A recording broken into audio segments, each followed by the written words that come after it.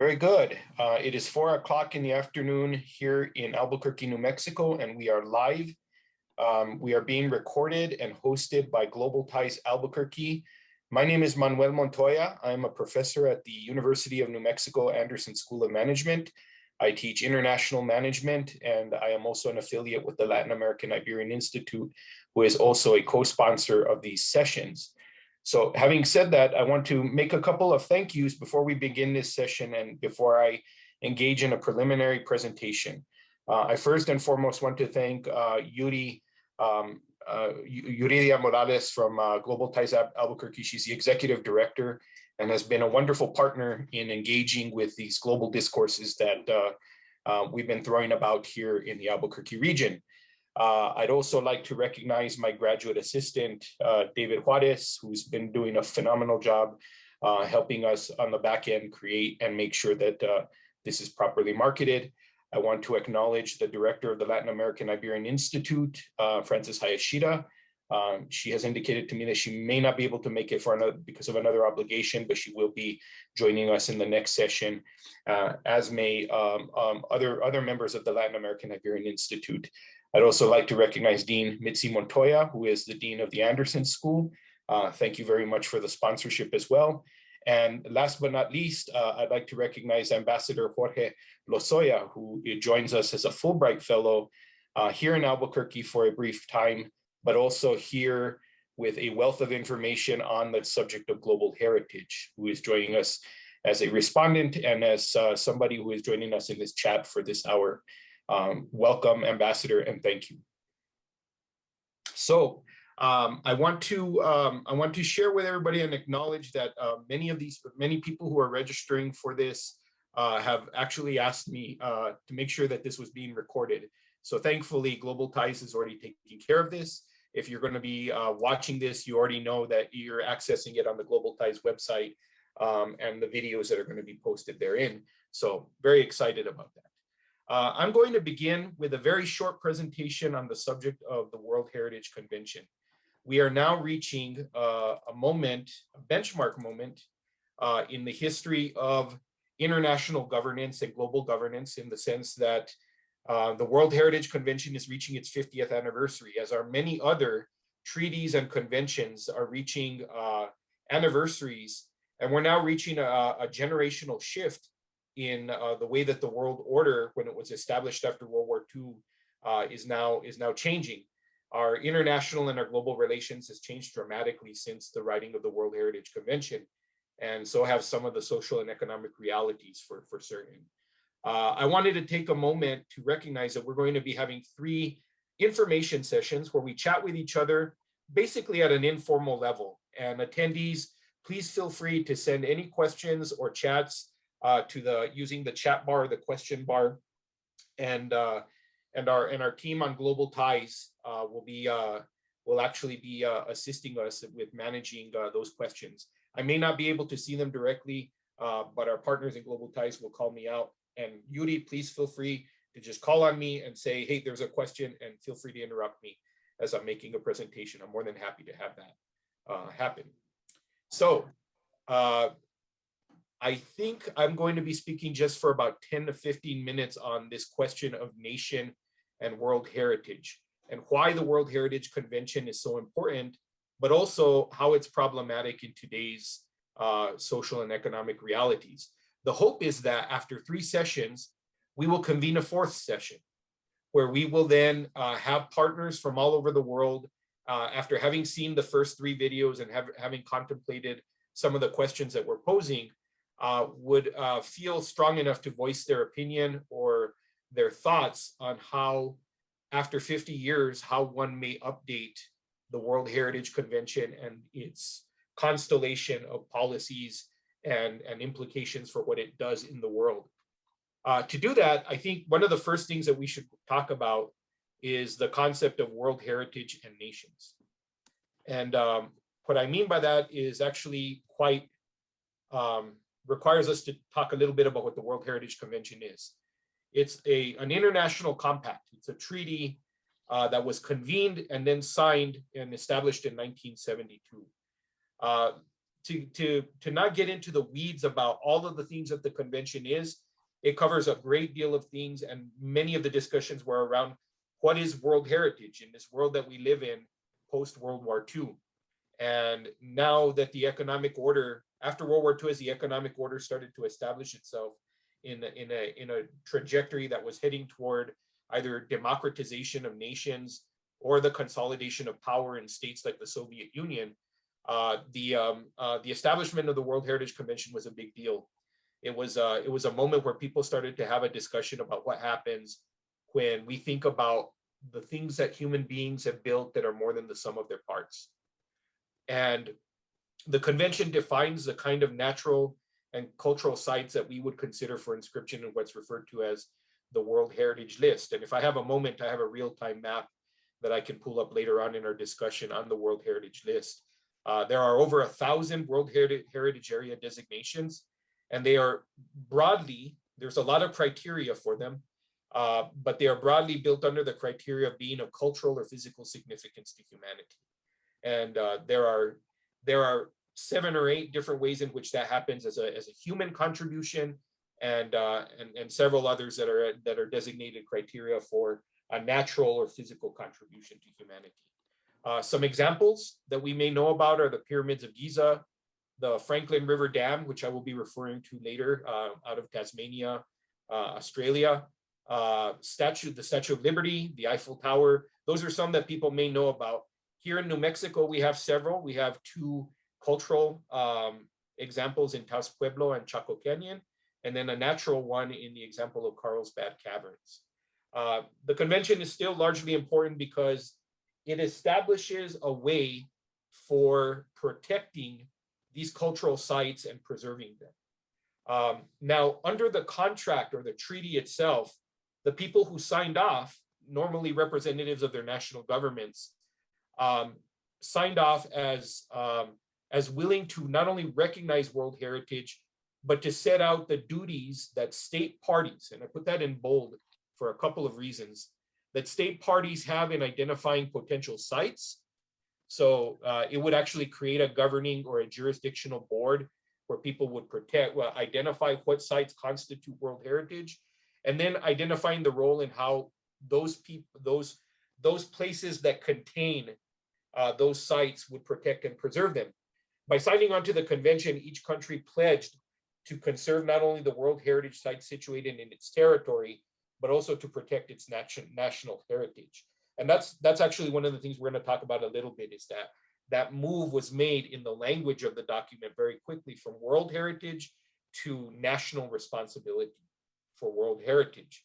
So there's an explanation inside of the convention that says that also establishes a World Heritage Fund, which was established by quota. The United States, being a relatively wealthy nation, contributed quite a bit, and at one point was contributing around 70% of the entire budget for the World Heritage Fund, and that was, I think, about 2012 when that fund, when that ratio was at 70%. But that fund is then to be used and managed under what conditions any international financial assistance could be provided to any of these sites if they were in danger of being lost or mismanaged or subject to some sort of decay or need for maintenance in some way. Another thing that the state parties signed on to as an obligation or responsibility that they had was stipulations for parties to both manage and preserve the site. So it actually created rules or best practices for state parties on how to actually take care of them in a standard way. And so it also asked state parties to encourage the public to view these properties as World Heritage. So there's a promotional aspect here. Not only did you sign on to the convention, but you were also asking these parties to then kind of change or historicize these particular places and forms of intangible heritage as properties. So here's the problem. The state started to get equalized with the nation, and that was largely because the people who were signing the convention represented nations and they represented national governments. So because they were the signatories of the convention, with the exception of a couple of cities and protectorates, and the one that I think about more often at that time was Vatican City, There are other places that govern without being a national government. The United Arab Emirates are one, Singapore, they're city states. So, but normally states are normally considered the countries that house them. And in order to determine feasibility of state duties, most countries, that's a difficult thing. It's costly. It requires that people have an entire bureaucratic designation or some system of governance that is paying attention to World Heritage. And in most cases, countries either are unable to, can't afford, and in some cases don't care to try to preserve that kind of designation. So in the end, one of the ways that people agreed in the convention to be able to make it feasible to take care of these properties and to recognize them and preserve them were to make sure that they had longstanding national status within their own countries. So for example, in the United States, you have to have a national park designation or should be vetted to have a national park designation in order for you to have a World Heritage designation. And that's largely the case in most countries. And that's a practicality. It's like, well, we're already taking care of our national parks. So if it's also a national park plus a UNESCO World Heritage site, it's easier and actually more practical for us to take care of them. So that's one of the ways in which the state and nation the state is defined largely as a nation rather than as something else like a city state or whatnot. The problem with park designations, and there's a little bit of literature on this, is that they overly emphasize physical properties versus intangible heritage. So if you require a physical manifestation of, and I left it blank on purpose, manifestation of a given heritage, then you're actually then kind of saying that the physical location is just as or more important than the practice or habit that's done. So for example, a good form of a reason intangible heritage is in the list is dances. So dance is a form of intangible practice or food ways.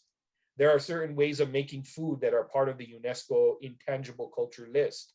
But again, they don't necessarily need a physical location to have some sort of value to humanity or significance to humanity. They're located in more ephemeral types of practices, things that don't necessarily need a centralized location. So that became a problem in the convention right away. And one of the critiques initially of the convention was that it encouraged a tourism element, which may be contrary to preserving a given form of heritage. So we actually see that in some of the things we see here in New Mexico. I worked for the past 6 or 7 years with a group of students that were interested in helping an application for the New Mexico acequia systems, the state water, the heritage systems of water that are part of the Treaty of Guadalupe Hidalgo. These water systems were viewed as being an important, significant contribution to this concept of World Heritage. And there are quite a few others in San Antonio and in Chihuahua City. There's the Palmeras, who have kind of a similar system in Spain. So there's a consistent intangible heritage here. But the problem is a lot of the acequieros wouldn't want this to be a tourist attraction.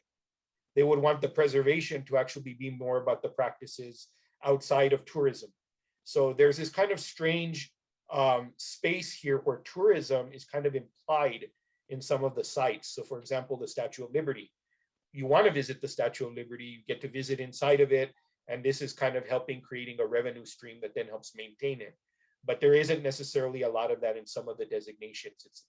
It's a bit of a, not a one size fits all kind of assumption about World Heritage. So now I'm going to talk, yes. Yeah. Quick, and thank you so much. There's one question in the chat, and I'll be more than happy to read it to you. Does UNESCO have some involvement, or is UNESCO's sites different? Say that again. Once again, does UNESCO have some involvement, or are UNESCO sites different? No, UNESCO is actually the bureaucratic element that is designated by the convention.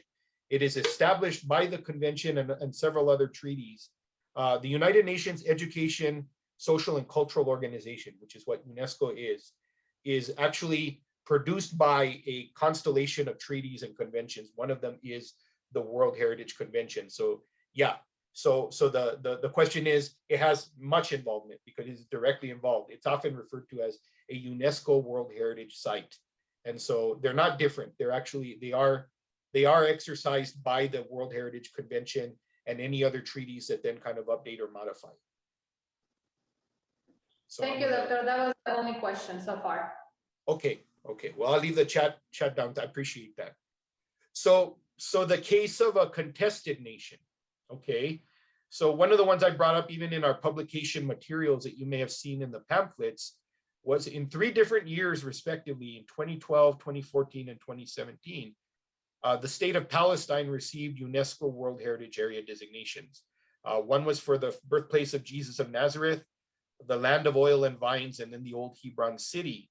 And in each of those cases, the international treaties that involve support for or against Palestine as a state intervened and compelled supporters of UNESCO to either withdraw or limit the funding it contributed to the World Heritage Area program in question. Now, this is a complicated thing, and I don't know if we have time here to discuss the full breadth. We don't have time to discuss the full breadth of Palestine and Israel and the history therein. But we do know that the question of Palestine as a sovereign state is a contested question. It's a contested place, and it is not recognized by some as a nation state. And as a result of that, there is a treaty between the United States and Israel that indicated, and actually this happens in the mid-1970s, basically says that if there's any fundamental recognition of Palestine as a state prematurely, now there's a couple of bits of language inside of those treaties, but premature recognition of Palestine as a state, that would enact a series of penalties. And those penalties included having to withdraw funding from any organization that was responsible for that recognition. So in the case of UNESCO and the World Heritage Area designation, the United States contained 70% of the budget in 2012. And so by virtue of this treaty, that money was pooled. And when you have 70% of funding that is for kind of preserving heritage and danger and all of these other types of things that the fund is for, you're in a lot of trouble. This actually creates a pretty massive problem. And it actually drew the ire of the international community, because one of the arguments that was made is it's not a recognition of Palestine as a nation state. It's a recognition that what is in Palestine, regardless of how you view it as a territorial boundary, contains world heritage. Once again, the problem of state duties and the problem of the nation actually is one in the nation is responsible for managing. And if that's the case, what kind of nation is managing Palestine? And this becomes a really interesting problem, because not only does it ignite all of these long-standing issues between Palestine and Israel, it also then calls into question, what are we talking about when we mean world heritage? I'm going to get back to this, because this is a really important aspect of the discussion I was hoping we would have. But the last one I'll talk about is the case of World Heritage having high jurisdiction. So this is almost on the extreme end of the convention as well. So in 1978, there was a hydroelectric commission in Tasmania that was trying to construct a dam near the Franklin River system. And that dam would have flooded a large section of the Franklin River in southwest Tasmania. I actually misspoke in the earlier slide when I called it the Franklin River Dam as a UNESCO heritage. No, it's the Franklin River. I apologize for that. The Franklin River is the one that has the designation, and the dam was the one that was ignited or sparked a controversy about this natural landscape. Now, for those of you that don't know, the Franklin River is interesting because it is one of the few places on the earth that geographers and naturalists would identify as representing all of the major ecosystems on planet Earth in one small contained space. So it's actually quite beautiful, but also in the end, it also has a lot of variety and diversity of landscape inside of it. And this happened concurrently with an application to UNESCO for World Heritage designation. I actually don't think that's a coincidence. I think that application was made precisely because the dam was being proposed. But the World Heritage Committee then declared the area a World Heritage Site in 1982. What's interesting about this case is that the Supreme Court in Australia and this is the first case of this ever happening in the world, said that the World Heritage Convention superseded the jurisdiction of the Australian authorities, even their Supreme Court, their supreme law of the land. And so basically their decision created a precedent that said that according to us, we recognize international treaty above the supreme law of the land of nations. And so this was one of those interesting moments when nations actually gave a little bit of way, and this was highly controversial. In fact, you still talk about it in Australia and Tasmania, and it will actually, you'll get some responses, some pretty strongly felt ones. And so it brings up a couple of ways to think about this problem of the World Heritage Convention. It was drafted at a time when nations were becoming the currency of the world. In order to set up a United Nations, you had to have a nation. And so there is this kind of thing of what Henrik Sprite refers to as institutional selection. In other words, in a book he wrote in 1994, he asked, what is the appropriate institution to govern a given problem? Have we selected the nation to take care of our big problems? It's kind of the simplest way that I can put that. And then there's another one that I actually value quite highly, which is by Lechner and Bolai, this idea of world polity theory. In other words, is world culture distinct enough, and does it contain its own domain of influence for us to think about it as having some sort of superseding or sovereignty in and of itself? And so those are two ways in which I wanted to think about this particular problem. So I can go back to this, but what I want to do now is I want to see what attendees and what participants and our panelists have to say about these long-standing questions. Well, yes, Ambassador. Yeah. Well, thank you. I, of course, feel close to many of these issues. And since we are among experts or professionals, I was surprised to see the Nazareth issue, which was true and was extremely difficult. At the time, I was ambassador of Mexico to Israel, and the relations of Mexico with Palestine at the same time. And Nazareth became one of the ugliest incidents that I have been aware of among people of bona fide, but dealing with something that is extremely complex. Why, essentially? Nazarethians were most of them Muslims. So they did not want to emphasize the historical site of Jesus as a matter of absolute principle. And of course, when the Christians, on the contrary, beyond Jerusalem, which was Israel, wanted to have a really Christian place. Okay, Jerusalem is Jewish. Let's make Nazareth a Christian holy site. So it became so difficult that at a certain point, discussions were forbidden. And probably that's why many of you, the young people, haven't even heard of this question, because some of the most radical elements in Nazareth actually question the birth of Jesus. Can you imagine that? Saying, okay, since you don't understand our point of view, Koblenz, demonstrate to us that Jesus was born, first. And second, that he was born in Nazareth. Can you imagine that in the 1970s and all that? I couldn't and I could at the same time. Yes. You can imagine the reaction of the Vatican that had been observing with the enormous experience they had.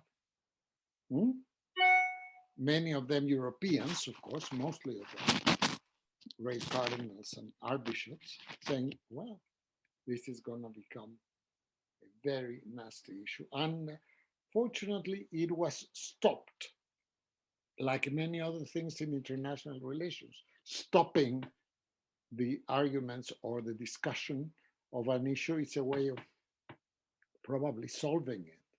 So that's what sitting here as I am in Albuquerque, suddenly I saw the return of the Nazareth issue, and I thought it was a very exciting but dangerous matter. Yeah, and thank you for sharing your experience. I mean, that's invaluable to hear that. I mean, to think that these discussions are actually then predicated upon a series of events that we have yet to address or solve. Oh, it got to the point in which President Arafat had to contain his wife, who was French and Christian. Right. They were a famous couple of trans-religious understanding.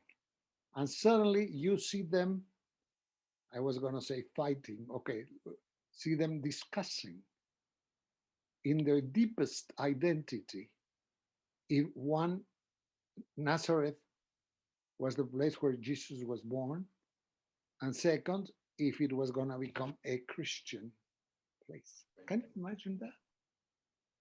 Yeah. We already have a very touchy matter even today. El Santo Sepulcro, the place where supposedly Jesus was engraved. ¿Cómo se dice sepultado? The sepulcher, yeah. Yes, which is a Christian place managed, this is important, managed by Muslim authorities. You know why? Because Catholic and non-Catholic, including Russian, Greek, and all what we call Protestant religions could not get to a point in where they would agree on who was going to guard that place. So it's been guarded for several generations of the same Islamic family. They keep the keys. And they open and close the place every day. Isn't that very interesting? It's fascinating. Yeah. It leads us to think about this question of state duties, right? The World Heritage Convention contained state duties. And it wasn't just, we're going to recognize World Heritage and we're going to be all happy and we're going to be all, we're going to all sing and dance around the concept of World Heritage. No, there were managerial tasks associated with these sites, and they continue to be, which is why precisely there is a list. If I can even bring up on the share screen, I'll try to bring up the list itself.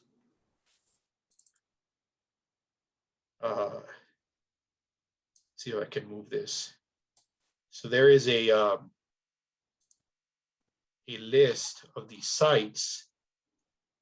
And once we look at the sites themselves, there we go. So we can look at this real-time map of the sites. We can go to any of these places to kind of look at them. But what I wanted to point out here, and you can go to UNESCO and just look at the list on your own, and you can check out any of the lists and you can actually see how they were selected. And you can see whether or not they were selected as a cultural or a national site. But the one that I want to look at here is the list in danger. And so that these are the 52 properties that the committee has now designated as threatened spaces. They're places that either have, for natural or physical reasons or civilizational reasons, are having a major issue in terms of preserving their spaces. And let's zoom into one of them just to kind of see an example, just to see if I can tap onto them. Okay, here they are. So the list are actually here. And again, the old city of Jerusalem is one of them. several properties in Iraq after the war. So the Congo has quite a few of them that are natural. Another issue that's related to this is also managerial issues related to climate change. So now we have a situation where we have external phenomena, particularly natural disaster, but that are now attributed to human beings, that are now part of this very complicated way in which who manages it and who's responsible for something when either a war or some sort of man-made, human-made intervention is now causing, for example, the Franklin River is now another one that's popping up again because it's flooding. It's actually losing, the water table is rising in the area and the ecosystem is changing dramatically. So who is responsible for caring for World Heritage when the maintenance of these are actually made by an entire system of global actors? Yeah. I want to see what others have to say about this. Would you, I'd like questions from the attendees or from anybody. We have a small enough group so we can, view everybody as panelists. So please, by all means, either put something on the chat or feel free to ask a question.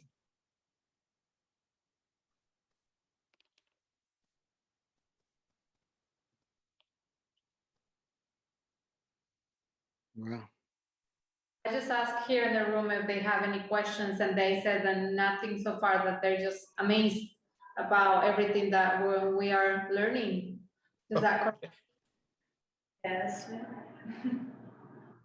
So let me put it this way then. What are the things that resonate with you if you're feeling like you may not want to ask a question, but maybe there's a strong response to something that you're learning about? What are those things that you're learning about so that we can make that part of the conversation?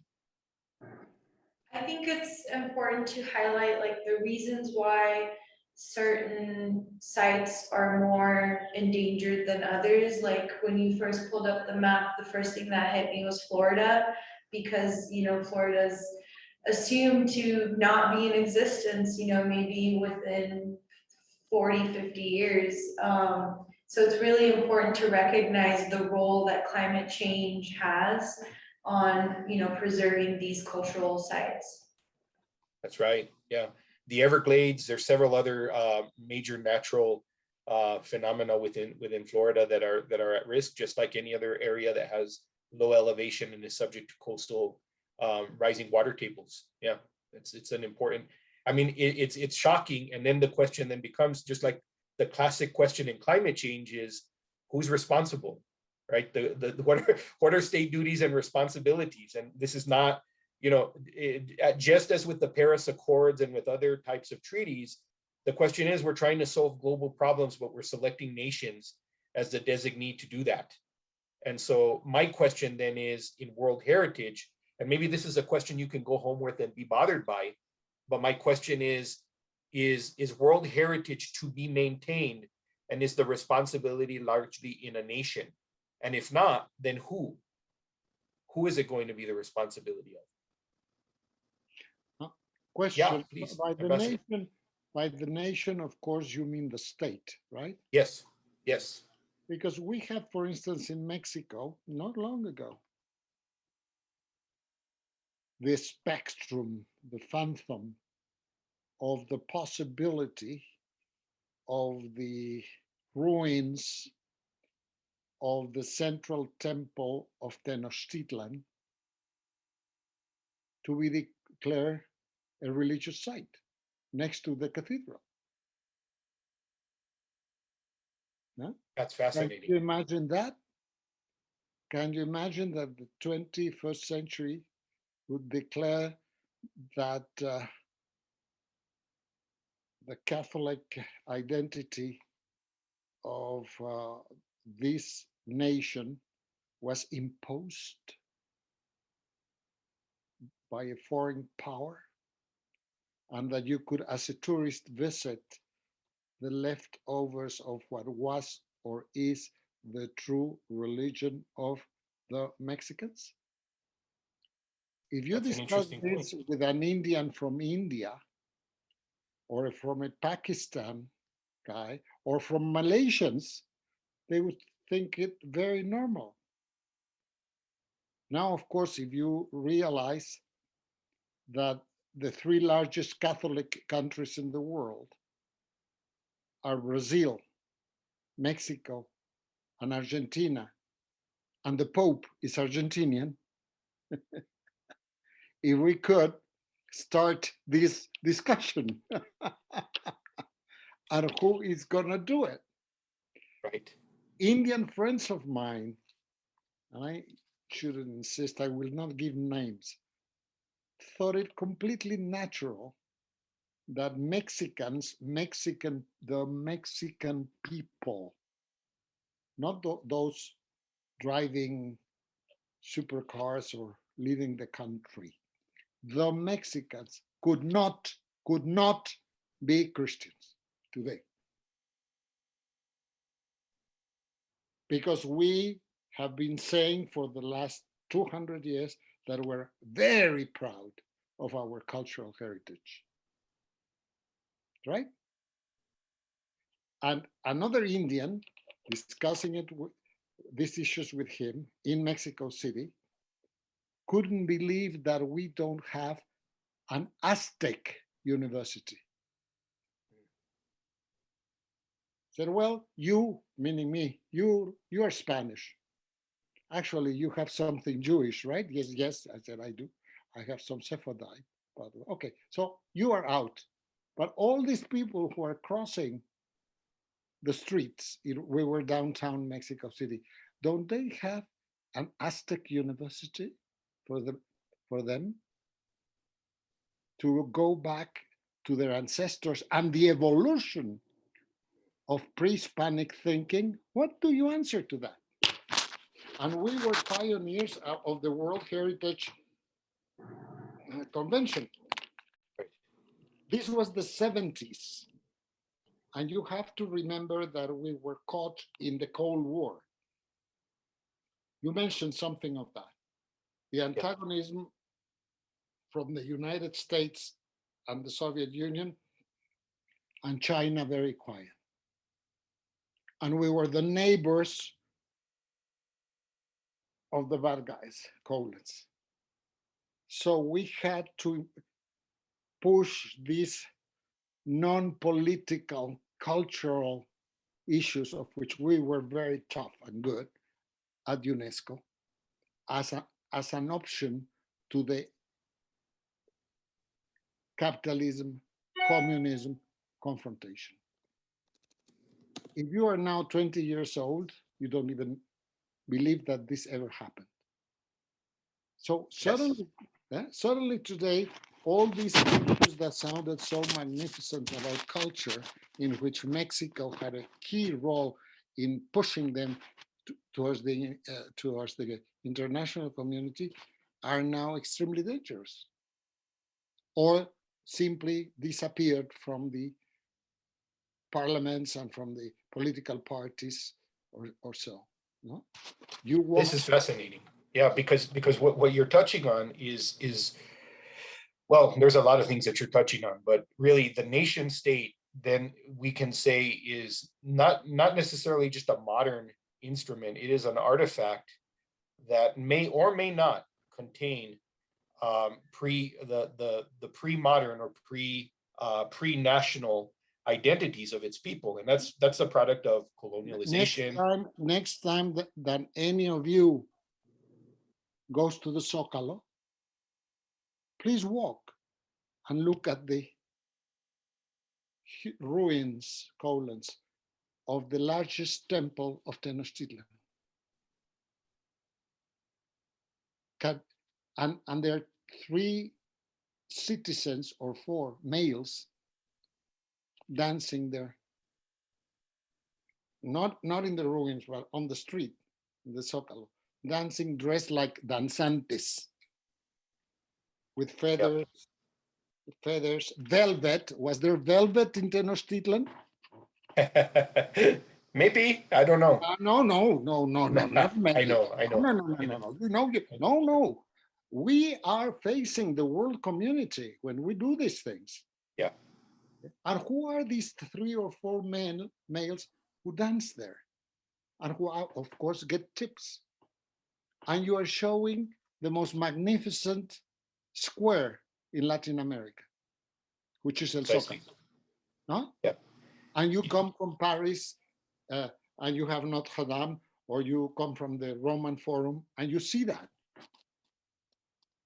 without a single official significance of the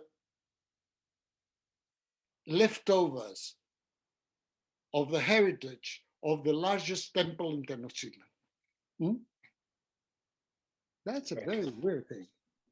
It is. It is. And That's as, why and we as I have was to saying, be very, Ambassador, very careful when we go around on planet Earth as Mexicans, pushing cultural heritage issues, because we are always in a when we go deep into it, we cannot give the proper answers according to the international consensus. I'm Right. sorry, I've been into too much of this before. no, no, no, no. This is precisely why we're honored to have you. I mean, this is it. I mean, the politics of representation that occur when a nation takes on the duties, because we're talking about state duties, right? And the nation then kind of assumes the state role of assuming a politics of representation for the constitutive elements of its cultural practices, then introduces that this is why it actually on a very superficial level becomes a maybe even a surface representation of these very important and very, very sacred not only sites but intangible practices. And it varies from state to state. The nation as an institution doesn't necessarily know how to preserve those duties. It was given to them and afforded by the convention, but the convention itself doesn't take into consideration that these countries may not necessarily have the interest or may not have the ability to contain its constitutive elements, or by design is actually forbidden to do so, which I think you elegantly detail in the way that you're describing these cases, particularly Tenochtitlan, but also the way that, for example, India and Pakistan were established as nation states. Exactly. So I mean, that conflict in and of itself of Kashmir is an indication. It actually shows the contested space in which World Heritage can and cannot operate, right? And we not only see that, we've seen it in Rwanda, we have seen it in the Balkans in particular, particularly during the 1990s. We see it after the fall of the Soviet Union, and we definitely see it in this consideration of pan-Latin America, this kind of Latin American identity that is bifurcated by many things, including the Andean Mountains in South America. So there's all of these different spaces that aren't necessarily defined by nations. Nations actually are in the service of those bigger things. And that's one of the things I hope that people who are attending this think about is, really nations are not perfect. And then if that's the case, if they're an instrument to preserve world culture, how is it then that we need to kind of intervene to actually say, well, maybe the nation isn't the perfect institution for governing world culture or maintaining or preserving or executing upon the duties that it says it's responsible for. We have a question here that says, how does the convention work with other United Nations organizations and international corporations such as WIPO or UNEP to back nations need to care their heritage? So that's a good question. So WIPO, for example, is the World Intellectual Property Organization.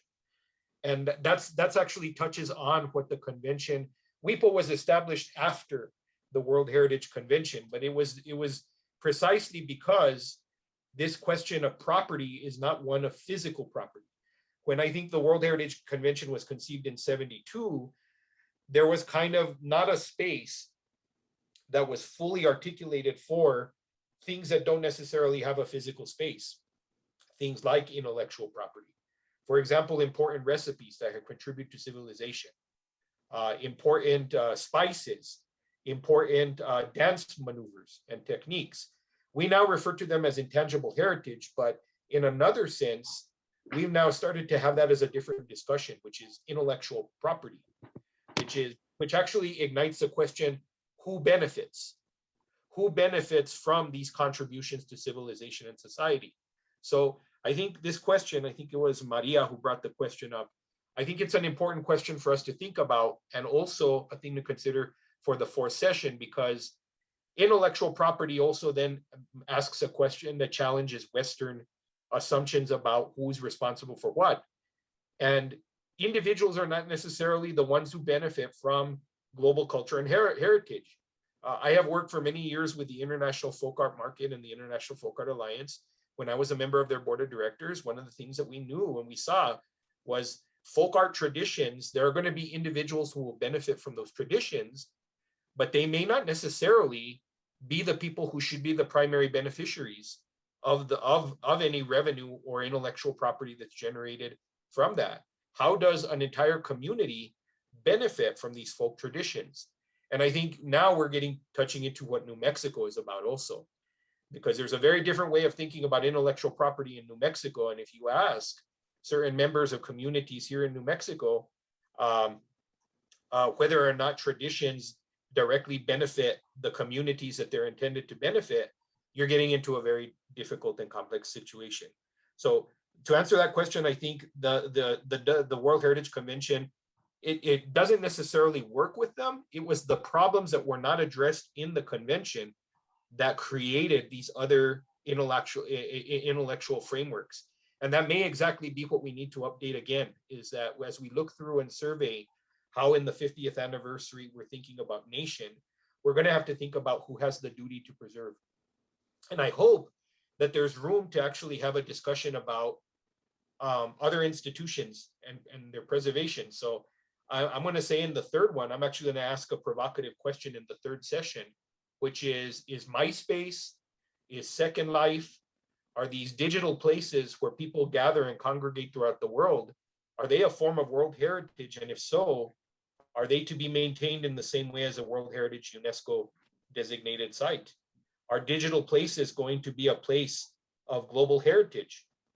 And if so, how are they to be preserved? And what kind of duties and what quote unquote state is responsible for protecting those duties? I have gone on. I want to hear from panelists or attendees. I guess that something that really caught my mind was what you said about this case where the UNESCO, the supranational entity, took over a national law. You know, like how would this go, or how would this kind of measures would be continuing in the future or continue to develop as we get into a more diverse and pluricultural world? Are we gonna continue to rely on these supranational entities? Are they gonna engage more and have more power over nations and their resources and places? So I guess this is something, it really gives me, I don't know, it makes me think on how things are evolving and how we are walking towards a new idea of community, as you said. Not only just knowing that we belong to a specific country, but also we belong to something more important than that. Something, I don't know, I don't even know how to explain it, but yeah, I guess this is something that I still think on. I think it's an important point, David. I think we should all be thinking about that. It's probably not something that we're going to have an answer, because exactly how you said it, it's something. We know it's something, we feel that it's something, but we don't know exactly what it is because it's not codified in the same way that we would have a national structure codify it, right? The best that we have examples are things like the International Criminal Court, which has the Rome Statute, which is basically 4 basic principles of non-aggression amongst one another and amongst nations, but also amongst one another. We've now interpreted it to mean non-nation actors when we're thinking about the Taliban, for example. So, you know, crimes against humanity, acts of genocide, war crimes, and acts of aggression those are all things that the state then takes on as a duty or a responsibility to say, well, we need to actually address that because the international or the supranational community is as we've all agreed that basically these things are greater than us and we have to contend with that. So it serves as an analog because World Heritage is it's subject to the very same problem. The thing I'm concerned with is actually I see a trend, and maybe I'm kind of hiding a question inside of this. Is nationality on the rise or on the decline? Because you see nationalism, but is nationalism an intensification of something that is being seen as increasingly irrelevant, or is it becoming increasingly relevant, or both? And I think we have to think about that, because how we answer that question then depends on what kind of credibility we give to those supranational concepts and we institutionalize them. And I think that's also going to be part of the Paris Accords and other types of kind of successive climate change issues. So I think we're dealing with that as a fundamental problem. So when we're talking about the World Heritage Convention, I think that's embedded inside of it. Does that make sense? Yes, of course. Yeah, Ambassador, yes. Let me just mention two Russian examples of new nationalism.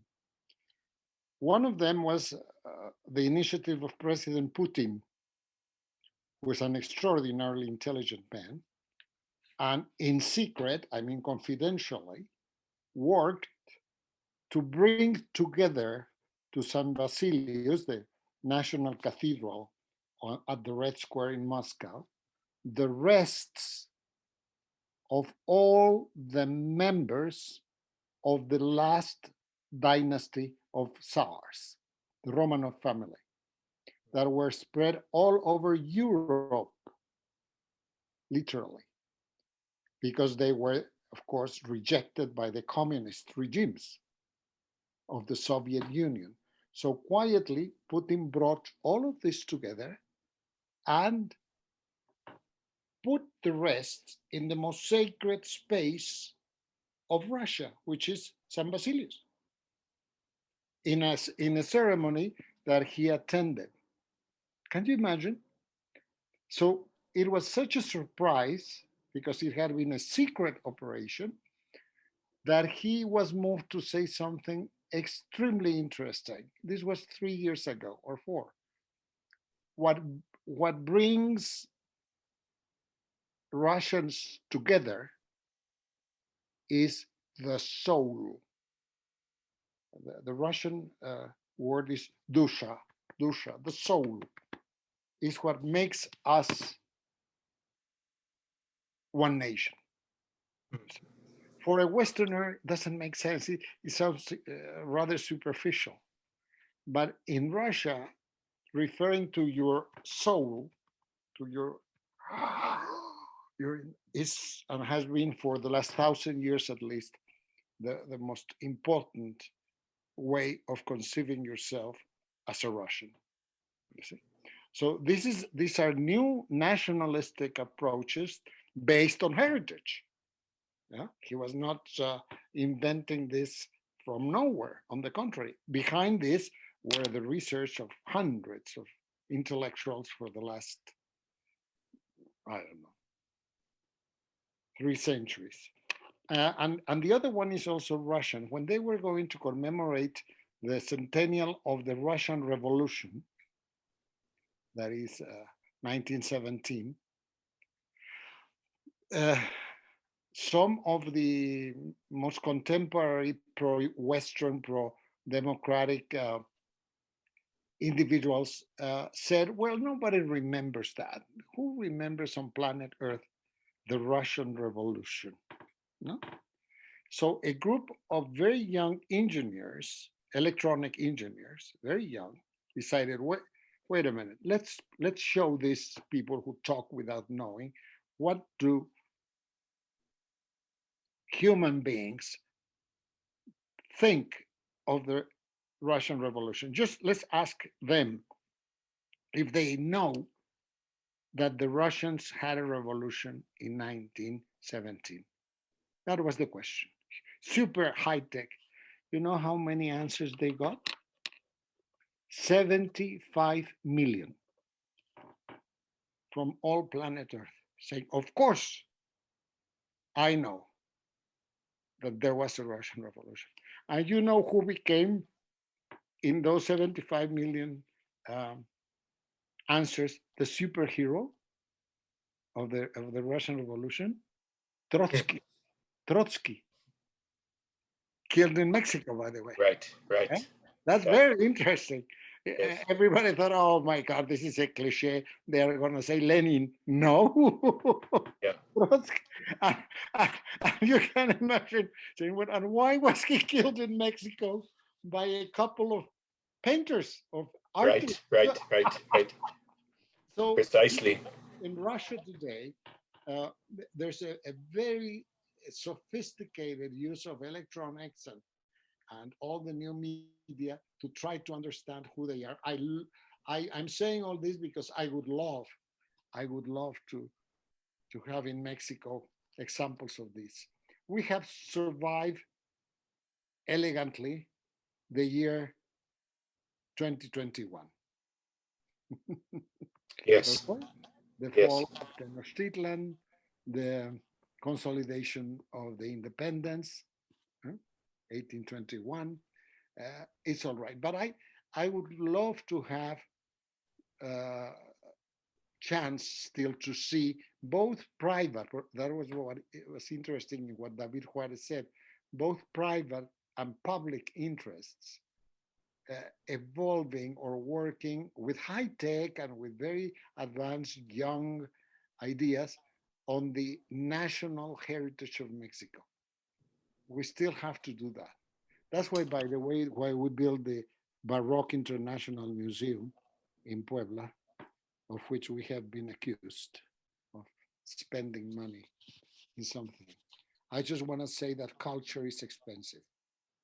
It is. Art is expensive, and it doesn't pay back cash.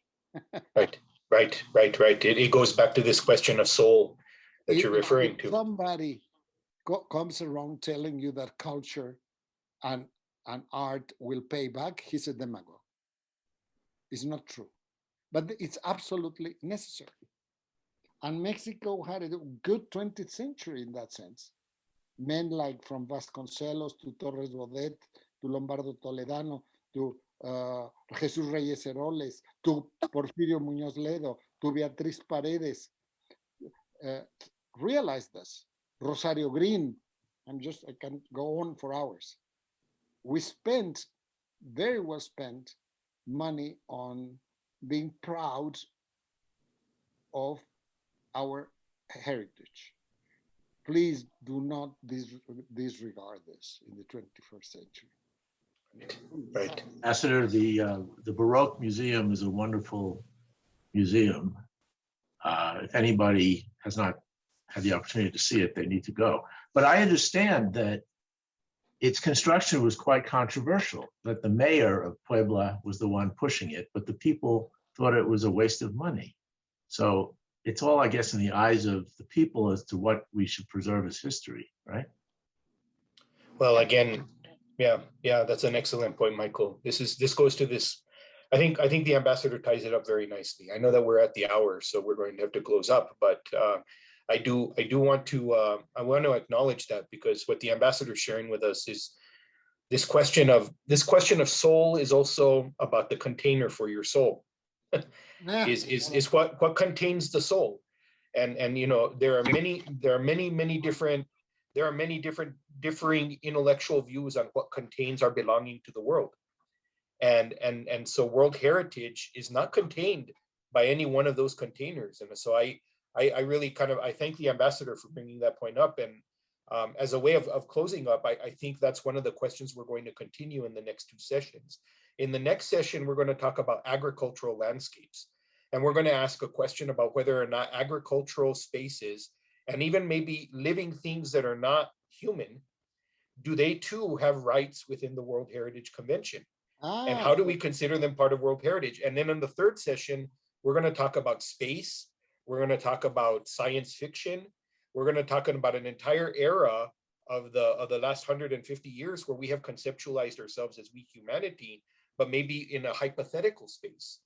And so the speculative aspects of us, what parts of those are World Heritage? And maybe down the line in our fourth session, we'll be able to kind of make some integrate or synthesize those thoughts in a way that may prove useful to share with UNESCO or anybody else. But I am so glad that we have had the rich Mexican context with which this has happened. Trotsky is a phenomenal example to be able to rest on, particularly because of his death in Mexico, but also the various things that you saw firsthand, Ambassador. So thank you for your time. And I just wanted to give an opportunity to Yuri to say any final words if you had any. Gracias, doctor, and always gracias for the gracias. I'm like I was thinking with Spanish English, to have the ambassador is like perfect.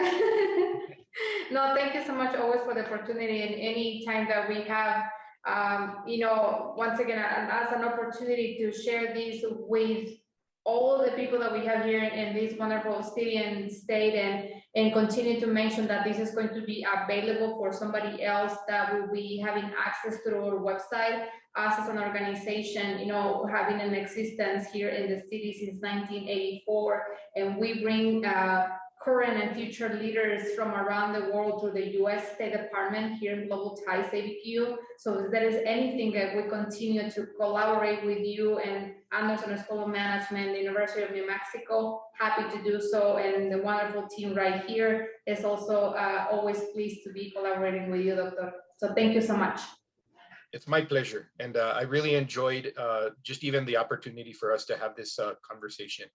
I think we live in a world right now during COVID where it's very rare and we have to work very hard to do the intellectual work that we could naturally just show up and ask each other. So I commend all of you for your time today, and I thank you for it. I don't take it lightly. So I wish you all a wonderful afternoon and evening, and wherever you are, if you're seeing this later on, I look forward to future discussions should you wish to engage and participate. Thank you very much.